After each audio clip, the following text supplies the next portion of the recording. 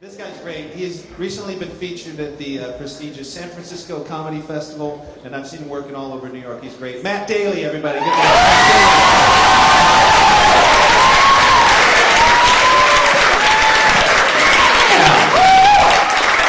Nice. Y'all drinking and having fun? Nice. I freaking love drinking. Beer used to be my favorite. Now I'm into Jello shots. I know that sounds totally sissy, but hear me out. They freaking make so much sense. Because you can spill a beer, but you can only drop a Jello shot. Right? When you're drunk, you're gonna go like, oh, my Budweiser is wasted. The alternative is, oh, my Jello shot. Oh, it's still good. What, 5 seconds? 5 seconds! Freaking genius. They're portable and discreet. They're like the iPod of alcoholism. And think about it, like, a cop is gonna stop you for drinking a beer on the street, but not for eating Jello. And even if he does, you've got the out, because he's gonna be like, hey, have you been drinking? And you go, drinking? Oh no, officer, I haven't been drinking. And make sure to laugh like a supervillain, because that won't tip him off to any wrongdoing. They're a lot of fun too. I mean, you can make them in different flavors and different shapes, like dinosaurs. Oh my God, Jello shots make babysitting a breeze. Because my little nephews won't drink gin, but they will eat a cherry velociraptor. Yeah. I just love portable. Like I love my cell phone, but isn't it weird how losing a call on a cell phone is like no big deal? Like this is me losing a call. I'm like, yo, what's up, dude? What's going on? Steve? Whatever. We'll call back later. Remember before cell phones when it was just landlines? You never lost a call. And if you did, shit was going down. Right? If you were talking on a landline and the phone went dead, you were like, hey, Steve, what's up, dude? Steve? Steve? Oh, no! Because you knew at Steve's house, a black leather glove was pushing down the receiver. Right? And the guy in the ski mask was like, no, Steve. Naughty, naughty. And Steve was like, oh, the killer! Oh, crossbow, right? So,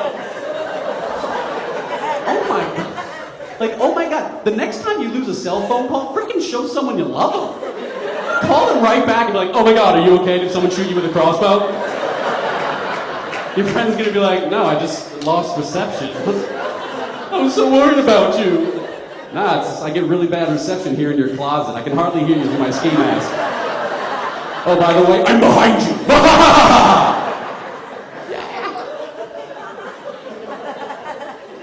Yeah. Freaking technology is crazy. Like, there was an article in the New York Times. The military wants to build robot soldiers that will go on the battlefield, think and kill all by themselves. Yeah, does that freak anybody else out? Oh my God, like I read the article, I was like, has the military ever seen The Matrix? Terminator, iRobot? Like in every sci-fi movie, building smart killer robots never really ends well. It's more of a Pandora's box type of affair. So I'm totally freaked because you know they're gonna build them, and the robots will rise up against us, and some guy at the Pentagon's gonna be like, what a surprise! Who knew this was gonna happen?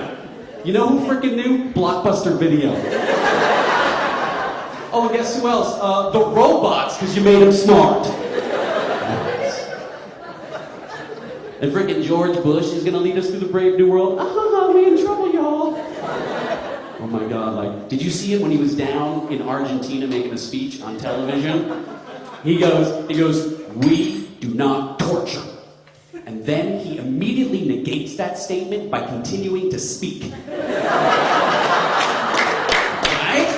Yeah. Freaking, I mean, like, let's be honest. Love the man or hate the man, listening to him talk is uncomfortable. Right? Because he can't string two words together. I mean, it sounds like he's got a little noodle damage, you know? Like, Like, I am no medical doctor, but I think he's choked on pretzels before. Because, like, and the worst thing is, I actually feel bad for him. Like, because you see him trying to think and you see him trying to talk, and it's a real struggle.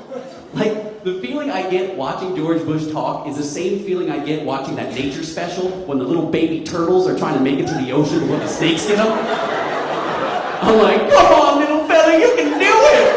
Come on, just a little bit farther, you can do it! Oh! Like, seriously, if I was watching a press conference with George Bush and suddenly a giant snake ate him, I'd be shocked, but only for like a second. I'd be like, oh, it does make sense. He was one of the weak ones. And they say there's no Darwinism. Yes. That's like that, the world crazy as it is right now, that's why I don't want to have kids, man. I think the world's too crazy. And freaking kids are annoying. Oh my God. Like, nothing puts a nail in my reproductive coffin faster than a holiday with my nephews. This Christmas, all 5 of those preschool monsters got toy lightsabers.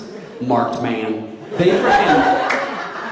They beat me so hard, you would have thought I was filled with candy. And that's when I decided. I was just like, yeah, no, we're not gonna make these things. We're gonna take some preventative measures. So ever since Christmas, I've been wearing the tightest, snuggiest briefs I could find.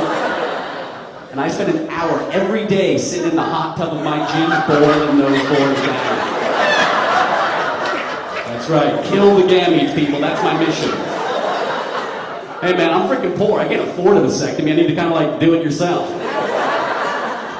Yeah. Most guys want kids, I don't get that. Most guys are like, oh, I gotta wear boxers. I'm like, oh, I gotta stand next to the microwave frying these things.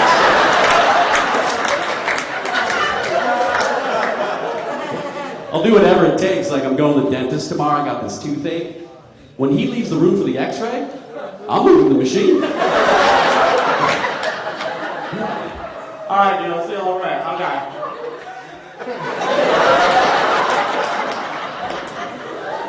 I think it's gonna work. I just don't want that x-ray getting developed. Yeah. I don't want my dentist going,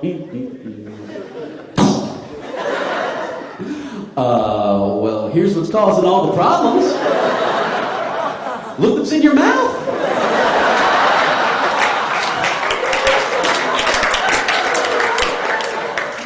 Now, I'm not exactly sure how they got there. I don't judge. What concerns me is that they're still there. You need to floss. Everything's freaking crazy. Like, did you guys hear that they changed Cookie Monster? No. Oh my God, this is real. Cookie Monster. I know you're like, no, not the Cookie Monster. Cookie Monster has to eat fruits and vegetables now. And less cookies. It's true. He can eat. Yes, eat fruits and vegetables. He can still eat some cookies. Why? Well, he's a bad role model. And kids are getting fat. You believe that? Now, my problem with that logic is, we all know Cookie Monster, right? Yeah.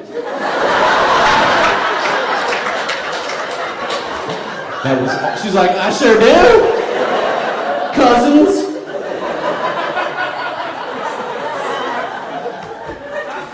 See, the thing is, Cookie Monster doesn't actually eat the cookies. Like, he doesn't have an esophagus. The cookies are just ground up in his mouth during the bacchanalia of cookie enjoyment, and they spill on the floor. If anything, he's like a bad role model for anorexics. They'd be going, I try to eat, but I'm still skin and bones. You gotta swallow it, bitch. That's the problem. The worst thing is they changed him, and it's not going to fix anything. Think about it. If you want to motivate kids to eat right and lose weight, you don't need a monster that eats fruits and vegetables. You need a monster that eats fat kids.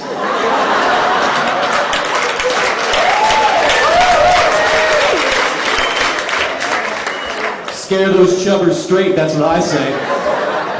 That would be the best episode of Sesame Street ever. This little meatball of a kid like, hey, Cookie Monster, what's your name? My name's Gordon.